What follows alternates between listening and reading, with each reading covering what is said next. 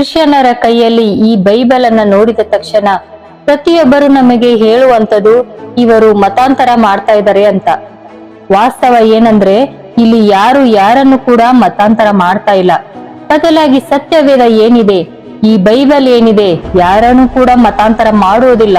ಅಥವಾ ನಿಮ್ಮ ಆಚಾರ ವಿಚಾರಗಳನ್ನ, ನಿಮ್ಮ ಸಂಪ್ರದಾಯಗಳನ್ನ ಯಾವತ್ತೂ ಕೂಡ ಈ ಬೈಬಲ್ ಬದಲಾಯಿಸುವುದಿಲ್ಲ.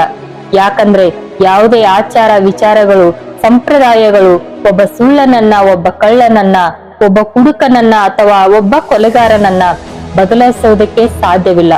ಆದರೆ ಈ ಒಂದು ಬೈಬಲ್ ನಮ್ಮ ಜೀವನವನ್ನು ಬದಲಾಯಿಸುವ ಗ್ರಂಥವಾಗಿದೆ ಹೊರತು ನಮ್ಮ ಧರ್ಮವನ್ನು, ನಮ್ಮ ಆಚಾರವನ್ನು, ನಮ್ಮ ವಿಚಾರವನ್ನು ಬದಲಾಯಿಸುವ ಗ್ರಂಥ ಬೈಬಲ್ ಅಲ್ಲ. ಯಾಕಪ್ಪ ಅಂದ್ರೆ ಅದೆಷ್ಟೋ ಕಳ್ಳರು, ಸುಳ್ಳರು, ಕೊಲೆಗಾರರು ಈ ದಿನ ಈ ಬೈಬಲ್ ಅನ್ನು ಕೈಯಲ್ಲಿ ತೆಗೆದುಕೊಂಡ ಮೇಲೆ ಅವರ ಜೀವನ ಬದಲಾಗಿದೆ.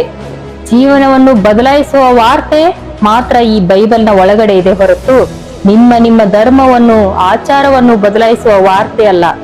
ಜೀವನವನ್ನೇ ಬದಲಾಯಿಸುವ ಈ ವಾರ್ತೆಯೇ ಸುವಾರ್ತೆ. ಸುವಾರ್ತೆ ಯಾವತ್ತೂ ಯಾರಿಗೂ ಹೇಳಲ್ಲ ನಿನ್ನ ಧರ್ಮವನ್ನು ಬದಲಾಯಿಸಿಕೊಂಡು ಬಾ ಅಂತ.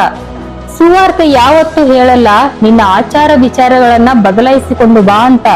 ಈ ಬೈಬಲ್ ಯಾವತ್ತೂ ಯಾರಿಗೂ ಹೇಳಿಲ್ಲ ನಿನ್ನ ಸಂಪ್ರದಾಯಗಳನ್ನು ಬದಲಾಯಿಸಿಕೊಂಡು ಬಾ ಅಂತ.